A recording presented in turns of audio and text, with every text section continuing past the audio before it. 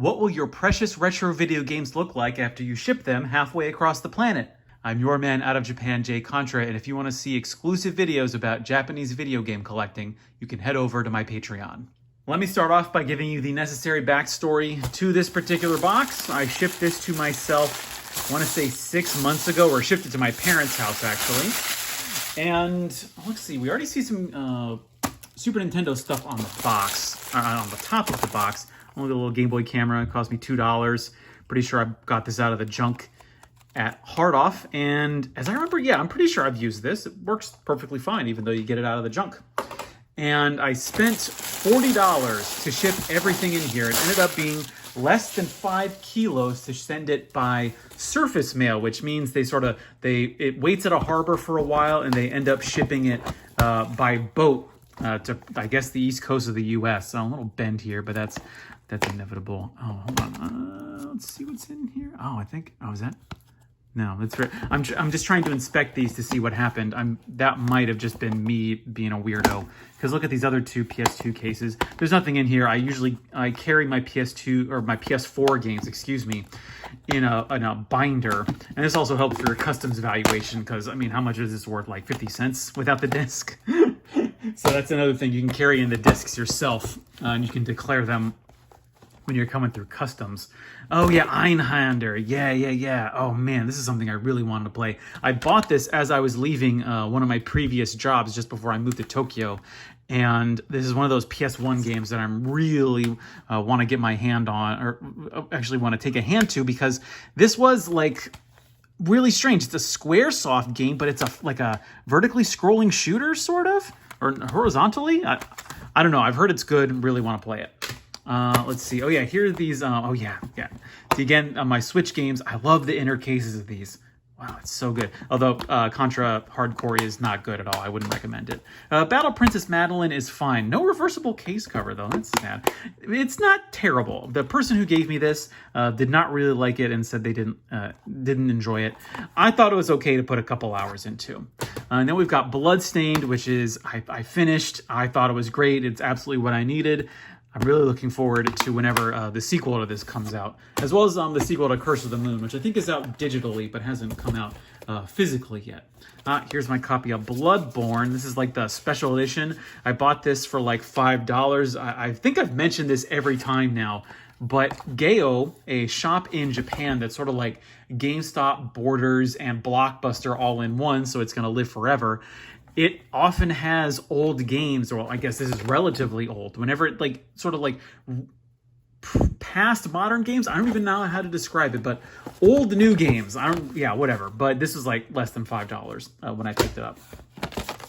Oh yeah, and I remember picking up Horizon Zero Dawn. I bought this in America and I wanted to play it in Japan on my PS4. I thought it was okay.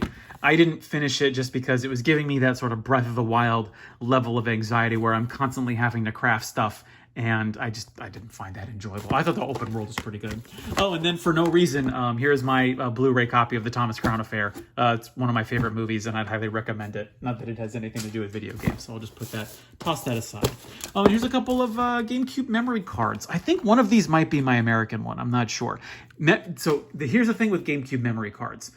You can actually buy these in Japan new. I think this one in particular is the one I bought for like $20 off of Amazon in Japan, new. And I think you might even still be able to do it. But the thing about memory cards is that they're not region locked until you format it. So if you buy a new memory card in Japan, you can use it with your American system. But once you save a game to it, it then becomes region locked to that game's region, if that makes any sense. So I believe you can only use this one with Japanese systems, and you can only use this one with American systems, because I think this is the one I had back when I was a kid, although I'm not 100% sure. I need to pop these in and see what I can do with them. Actually, I'm really looking forward to playing my GameCube, so I'm putting those over there. Oh boy, excuse me. Oh, and then yes, the Super Game Boy 2. I believe, what is so special about this? So for one, it's got the best retro trend, which is translucent plastic, translucent colored plastic, actually. Look at that beautiful see-through blue. Oh, look at this condition. Like basically, like no one used this. The person who got it didn't even use this. I think I bought this at Hard Off for like $10, $20. It's difficult to find the original Super Game Boy. You can find that anywhere. It's like $1 if you're looking in the hard off junk section. This is a little bit harder to find. I think the only thing is, I think it might be a little bit more compatible with Game Boy games. I'm not sure exactly what the difference is. I know it's got that link cable adapter. Let's see. Yeah, it doesn't exactly say why. Because I think it's got these, like, so some of the Game Boy games shipped with these. Oh, but maybe it's that color version. But I don't know, because I'm pretty sure you get these color, like you've got this color palette as well as the border, as well as this color palette for Donkey Kong. I'm pretty sure you get that from the original Super Game Boy anyways, but I'm not 100% sure on that. I just thought it looked really cool and I had to have it. I bought this years ago. Let's put this over here. Oh yeah, so how did the Super Famicom games end up making it through? Oh, it's got some other here as well. So surface shipping, the thing is when you look at the outside of the box, and unfortunately I can't do that because I've got my address written everywhere, but the outside of the box looks like crap. Everything is wrinkled. It looks like it was put through a dirt mound. It's very dusty, but the inside, like even with a minimal amount of packing, still looks great. So we've got here, so these are retro game cases that I bought. If you just Google retro game cases, I think it's like the first one that comes up. You can get like 10 Super Famicom cases for like $3. And this is what I use to preserve some of either my expensive games or my treasured games, either or. Here are the two Fire Emblem games. Well, although not Thrakia 776, I got that somewhere else. But these are like $5 when you buy them in Japan. Actually, $10. Yeah, I'd say minimum $10. This I've seen for $20, but if you look hard enough, you can find it for $10. And yep, kept these in perfect condition, or at least as perfect as when I found them. And even these, so I did not put these in cases. Well, Terranigma, I did keep. Oh yes, finally, Final Fantasy V. Was looking for that. So here we've got Terranigma in the case. Still looks great. Bought this at Hard Off for like $20. Here you can even see this has got the Hard Off price sticker on it for $3. Final Fantasy V in Japan is not an expensive game. None of the Final Fantasies are. And look, even after going on a boat and probably a couple of trucks to get here, it still looks great, even with just like barely putting any padding in this box. I know what some people will do, especially when they're trying to check their bags or putting their games into their checked baggage when they're flying, they'll take the games out of the cases, they'll fold up the cases all nice and neat. That is obvious. That is going to be the best way to ship your games, but when you're lazy like me, you can still get some great results. Like, look, so here is my copy of Seiken Densetsu 3. This was $15 when I bought it at Hard Off. Actually, still in the original Hard Off seal. This is not a new game. I should say sometimes Hard Offs. Well, sometimes the games at Hard Off, they'll just come like this, or they'll be in a little plastic seal. Actually, let's see. I think, yeah, one of these. I don't know. I would have bought this at Trader. So that's a bit different area. No, I think I bought this at Trader as well. But usually, although not always, I think in the junk section, they won't have a plastic seal on them. But when you're picking them up on like the regular show floor, sometimes Hard Offs will reseal the games they take in. They're not trying to sell them as new. I think it's just that's the common practice in Japan. And just look at this. All these games are in really great condition. They haven't been beaten up. Despite having this big Dreamcast arcade stick here, they look great. They look just the same as when I put them in the box as I was leaving Japan. And then here we get Ryden Densetsu. God, yeah, I've wanted to play this forever. Oh, and then here's a little sticker. What is this? What was this for? Oh, Toei Dolga.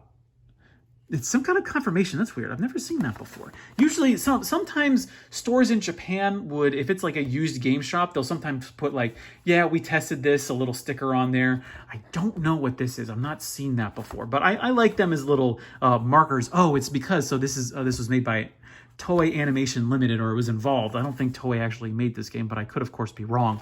But I think this is some kind of like, oh, this is an official product. And I love having the seals on because it just makes it that more of a cool antique or a little piece of ephemera from the 1990s when this game was made. Here we've got a original PlayStation 1 memory card.